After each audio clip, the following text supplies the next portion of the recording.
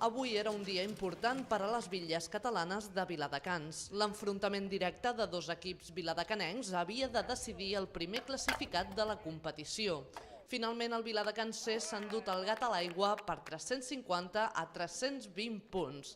Es col·loquen així primers amb 2 punts d'avantatge sobre el Viladecans B. Sí que encara queda mitja lliga per disputar, però qui va davant, va davant. És sana diguéssim, el partit en l'aspecte que tots som amics.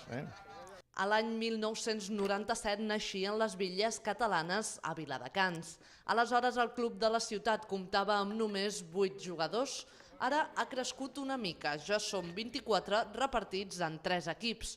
Un nombre important si tenim en compte que a Catalunya només en són 2.400 els jugadors de bitlles.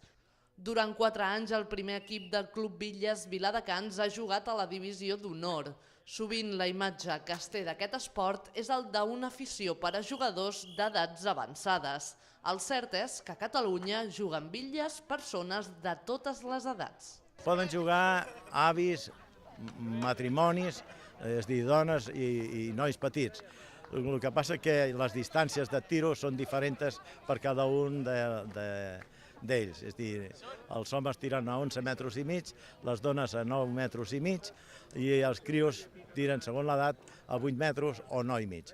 Actualment el Club Bitlles Viladecans acull a les pistes de Can Pastera competicions de totes les lligues, tant de bitlles com de petanca.